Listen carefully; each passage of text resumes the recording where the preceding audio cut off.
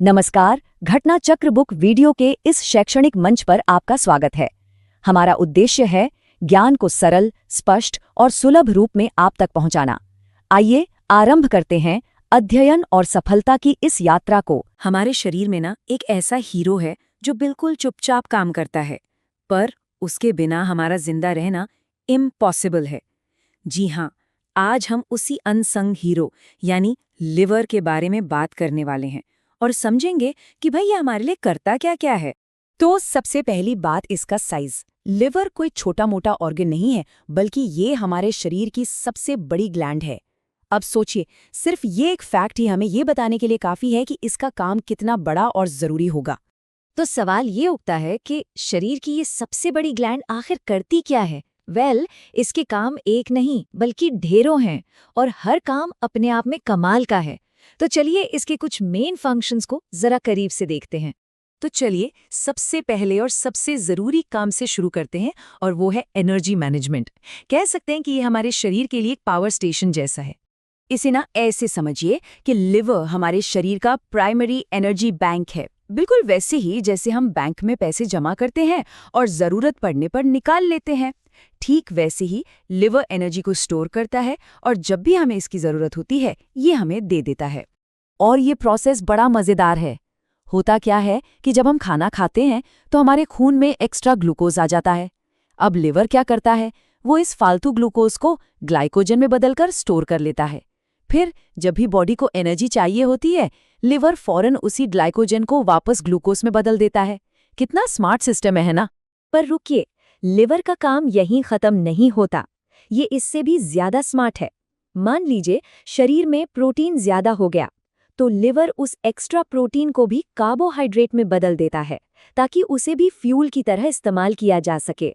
सच में एक असली मल्टीटास्कर है। अच्छा, अब इसके एक और कमाल के काम पर आते हैं। देखते हैं कि ये बैलेंस बनाने का मास्टर कैसे है, खासकर जब बात खून की हो।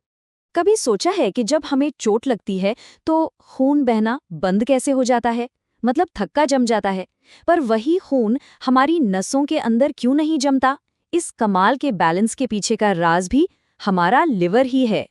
देखिए, लिवर एक ही टाइम पर दो बिल्कुल उल्टे काम करने वाले प्रोटीन बनाता है। एक तरफ तो ये विटामिन के की मदद से बनाता है फाइब्रिनोजन प्रोटीन। ये वो प्रोटीन है जो चोट लगने पर खून का थक्का जमाने में हेल्प करता है। और दूसरी तरफ ये हेपारिन नाम का प्रोटीन भी बनाता है जो शरीर के अंदर खून को जमने से रोकता है। मतलब क्या गजब का बैलेंस है। अब आगे बढ़ते हैं और देखते हैं कि लिवर हमारे शरीर की क्लीन अप और सिंथेसिस स्क्रू कैसे है। मतलब ये सिर्फ कचरा ही साफ नहीं करता, बल्कि जरूरी चीजें बनाता भी है। तो होता ये है कि हमारे खून में जो रेड ब्लड सेल्स यानी आरबीसीज होती हैं, उनकी एक तय उम्र होती है। जब ये सेल्स बूढ़ी या डेड हो जाती हैं तो उन्हें खून से हटाना पड़ता है। और ये काम कौन करता है? आपने सही समझा, हमारा लिवर।